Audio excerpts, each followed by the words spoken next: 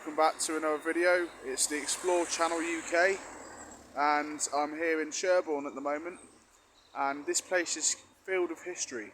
I've only ever been here once before and I've learned a lot about this place since coming here. So I'm here now with a lot of history to share with you about the place. So hopefully we can show you a lot of that in today's video. So if you like history, keep watching and hit that like button and subscribe to the channel. And we'll see you in a moment.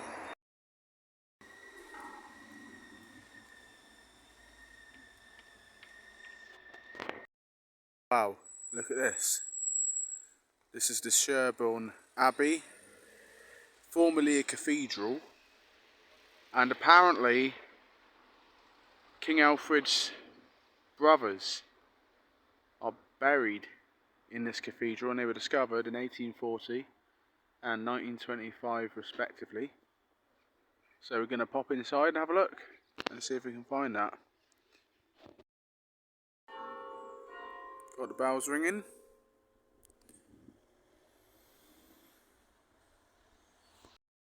Lovely close round here as well, residential areas. We're in the Abbey Church of Sherborne, formerly a cathedral, and this diagram shows us the old and newer bricks, so what year they were built. So 10th century would be lined, so this was 10th century. 12th century would be black, and that would be all there. 13th century yellow. The 14th century green. And 17th century is over there. So this is a really cool building. Yeah, the ceiling in here is incredible. And a lovely chap telling me about the history of this building in greater detail. Now here are the columns here. Now something important is that we know that this is older than above, because the above is a later addition, and if they were the same age they would have aligned with each other, which they don't align as seen over there. And that was something to do with weight bearing apparently, so they knew what they were doing apparently.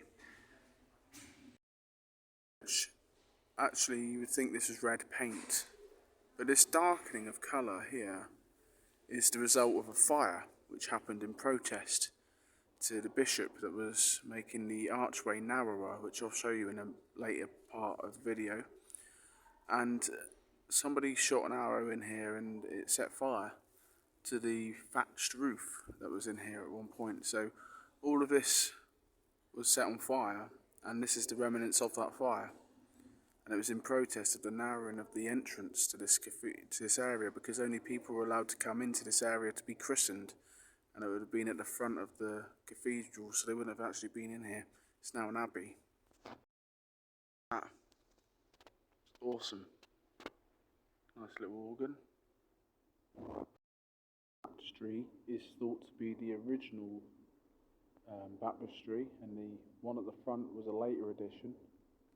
So this would have been used in the 7th century in the old church, which is now the car park, which I'll show you in a moment as well. And read here, it says, near this spot were interro the mortal remains of Ethelbald and of Ethelbert, his brothers, each of whom in his turn succeeded to the throne of Ethelwulf, their father king of the West Saxons, and were succeeded in the kingdom by their youngest brother Alfred the Great. This is in fact the tomb. Now I will give you a little bit of a pre-warning here, because there is going to be a graphic content here, because there is going to be bones that I'm going to be putting onto the video of the remains that were found. So if you don't want to see that, do end the video now. Down there is the bones of what is believed to be the brothers of Alfred the Great. Down there is the bones of what is believed to be the brothers of Alfred the Great. We have original medieval glasswork, and again over there as well we have original medieval glasswork. See the original archway, and this was the rendition that the bishop made it narrower because he didn't want people to come into the church and there was a protest, and that's where the arrow was shot in and set the fire to the cathedral or abbey at the time, and that was out of protest to this rendition that the bishop had installed into the baptistry. And just here to here would have been where people were allowed to go, normal citizens, because it was only open to monks and other people. They weren't allowed in any of this area over here, anywhere apparently around this area at all. Outside to show you the Norman archway. We know this is Norman by the patterns. Now the original 7th century church was actually at this car park here. So this whole car park was the original 7th century church, and you can see the original beam up here, which would have gone over and would have been where the church would have been, and also this wall over here would have also gone around like that, which would have, because the churches in the 7th century were a lot lower. So those walls over there are original, and I'll show you those as well. There's also parts up there as well, which would have been part of the original. And as I said, this is the rendition of the entrance that was modified from the other side as well into the new church that was built in the 10th century. The work here is actually 7th century Saxon, which is very, very cool to see. Over here is also 7th century Saxon walls, which would have arched over, and this is one of the remaining walls of that church. Interesting visit to the Sherborne Abbey, and it would have had significant importance in the Kingdom of Wessex in King Alfred's time, and the civil wars that happened as well later on in the 16th century, but also the civil wars that were happening around the Winchester area. This then became the sort of capital of the Wessex Kingdom. They think that the Sherborne was the capital of Wessex Kingdom, and the Salisbury Bishop had a lot of links to this as well. This is very, very interesting, all this. Who would think a small town would have had such importance back in the day? And it was actually originally built in the Roman era as well, so it's got a lot of history. Absolutely fascinating area. Great, and more to come as well. Here's the old castle, and as you can see it's closed temporarily due to season. It opens from March until 8 October inclusive, 31st of March to the 27th of October. But a bit of history about this while I'm here is that it was built in around 1135, I think it was finished, and it was a royal place, and Oliver Cromwell and Fairfax in 1600s, there was a civil war which caused this place to be destroyed, and I think it was destroyed because someone was put on the throne. I think it was a woman called Matilda was put onto the throne, and I think Henry didn't like it, as I heard, and so he basically created a siege. Here we are at the old castle of Sherborne. Unfortunately it's closed due to season. It's January at the moment, but it's open between 31st of March and 27th of October. Now a bit of background history about this place is that it was finished in 1135 AD, and it was a royal area where the royals would hang out, and in around the 16th century, or it was about the 17th century, in the early 1600s, Oliver Cromwell and Fairfax, there was a civil war and unrest, and they created extensive damage to the place and sieged this place in 11 days. And it was sieged, and basically what happened was, when it was sieged, They destroyed it to cause it to have no power over Parliament. And then there's the new castle, which was built in around the 1550s, I think, something like that. And it was finished. It was actually no, it was built actually before then, in the 12th century. Do excuse the noise for the train. We're right near a railway line. But in the 12th century, the new castle was built, and again that's temporarily closed. It was built actually as a lodge area for hunting, and then it was renditions were added to it in the 1600s by a man called Digby, who it was donated to, and the Digby family have lived there ever since. But that's also really cool. It's got great lakes and a lovely place to take people for a summer visit. So do visit Sherborne. It's got lots to give you, lots of history, especially its prominence in the Wessex kingdom and all that, and obviously the Romans as well. I mean, it's got so much history around this area, and it's only a small little village, small area really, but beautiful architecture, really old history, and needs a bit more attention, I think, because it's very, very historically impactful.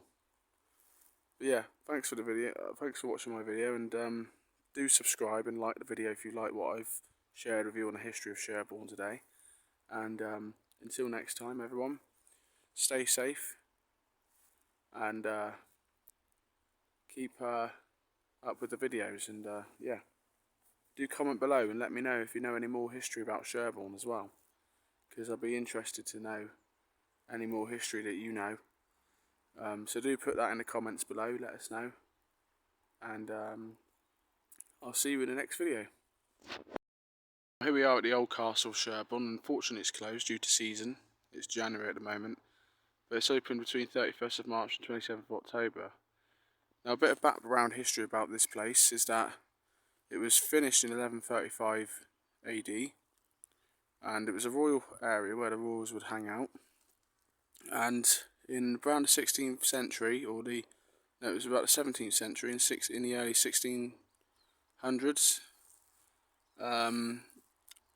Oliver Cromwell and Fairfax, there was a civil war and unrest, and they created extensive damage to the place and sieged this place in 11 days.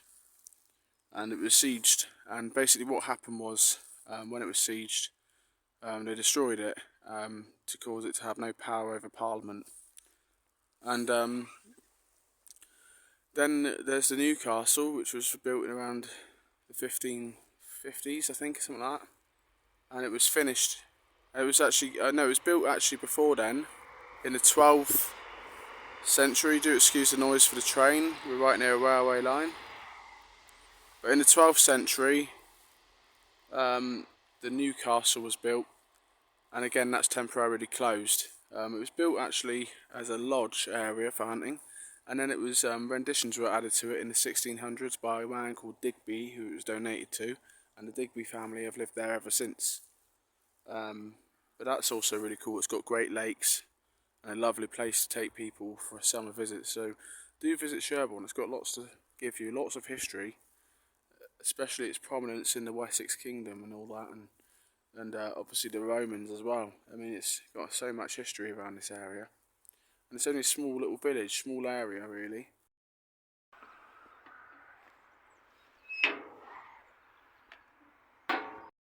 What I really enjoyed about this area is just the vast greenery and countryside around us. Look at this, it's brilliant out here.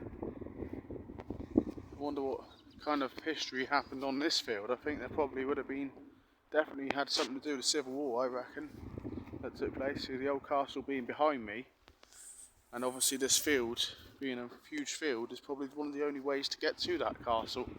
So it probably had a lot of action on this field, probably. But yeah, incredible really, it's excellent. Well, what an explorer it's been. I hope you guys have enjoyed my video. And if you have, click the subscribe button, like the video, and we're only going onwards and upwards on YouTube at the moment. We're doing really well on there, and appreciate everyone's support, so thank you for that. And sorry it's been a while I've been in a video. I've been very busy recently, but yeah, I'm trying to keep up to date and keep everybody updated, and content is coming. More content is coming, got a couple of areas that I'm going to be doing, so keep posted, and if you like all this stuff, you know what to do, subscribe. Anyway, enough said, and see you in the next video from the Explore Channel UK. Bye now.